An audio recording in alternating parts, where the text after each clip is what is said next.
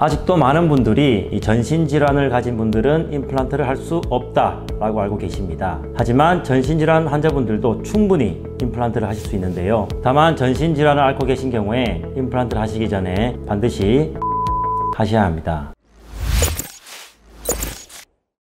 안녕하세요. 여러분의 치아가 건강해지는 그날까지 치과의사 정주영입니다. 오늘은 OX 퀴즈로 시작을 해보겠습니다. 전신질환 환자는 임플란트 식립을 할 수 없다. 어떻게 생각하시나요? 정답은 바로 X인데요. 아직도 많은 분들이 이 전신질환을 가진 분들은 임플란트를 할 수 없다 라고 알고 계십니다. 하지만 전신질환 환자분들도 충분히 임플란트를 하실 수 있는데요. 다만 전신질환을 앓고 계신 경우에 임플란트를 하시기 전에 반드시 몇 가지를 확인을 하셔야 합니다. 오늘의 주제는 바로 전신질환 환자가 임플란트를 할 때 주의를 해야 될 부분들에 대해서 알려드리는 시간을 가져보겠습니다.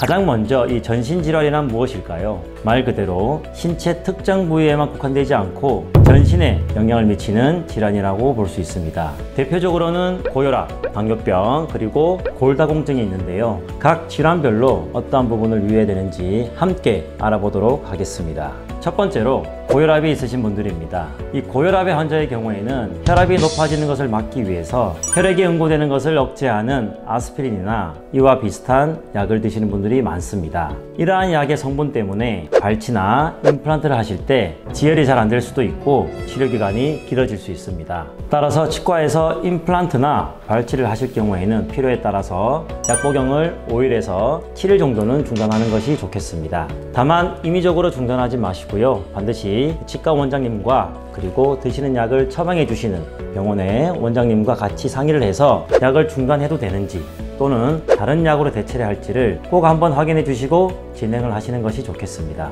두 번째로 당뇨 환자분들입니다. 당뇨병을 앓고 계시는 분들도 임플란트 치료 과정에서 지혈이 잘 안 될 수도 있습니다. 그리고 당뇨를 오래 앓고 계시면 이 면역과 염증에 굉장히 취약한 상태가 될 수 있는데요. 그렇기 때문에 잇몸도 약해져서 치주 질환이 있을 수 있고 임플란트 수술을 하게 되면 상처가 잘 아물지 않을 수 있기 때문에 임플란트 수술 전에 잇몸 치료를 받는 것도 큰 도움이 될 수 있습니다. 그리고 치과 치료 당일 아침에는 평상시대로 식사를 하시고요. 당뇨약도 그대로 드시면 되겠습니다. 그리고 가급적이면 컨디션이 좋은 오전에 치료를 받으시는 것을 추천드리겠습니다. 당뇨가 심하신 분들은 이 당화혈색소라는 것도 알고 계실 텐데요. 당뇨병의 기준은 보통 6.5 이상이지만 이 수치가 7, 8 이상으로 넘어간다면 반드시 의료진들과 충분한 상담을 한 후에 미리 혈당 조절도 하시고 필요하면 예방적으로 약도 드시면서 치료 계획을 결정하시는 것이 좋습니다. 마지막으로 골다공증 환자분들입니다.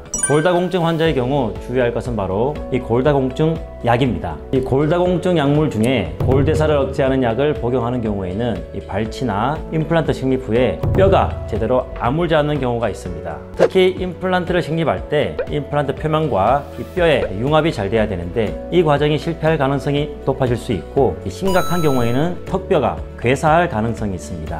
그래서 어떤 약을 얼마나 오랫동안 그리고 어느 정도 주기에 맞느냐에 따라서 이 치료 계획이 완전히 달라질 수 있기 때문에 이 골다공증 약을 드시거나 주사를 맞으시는 분들은 치료를 시작하기 전에 꼭 의료진에게 알려주시고 충분한 상담을 한 뒤에 치료 계획을 잡으시기 바랍니다. 오늘은 전신질환을 앓고 있는 환자분들이 임플란트 식립 시 유의해야 할 사항들에 대해서 알아보았는데요. 가장 중요한 것은 본인의 상태에 대해서 전문의와 충분한 상담을 한 후에 결정하는 것입니다. 따라서 본인이 전신질환을 앓고 있다면 어떤 상태인지 잘 체크해 보시고 신중하게 진행하는 것이 좋겠습니다. 오늘의 영상이 도움되셨다면 구독과 좋아요 눌러주시면 감사하겠습니다. 여러분의 치아가 건강해지는 그날까지 치과의사 정주영이었습니다. 감사합니다.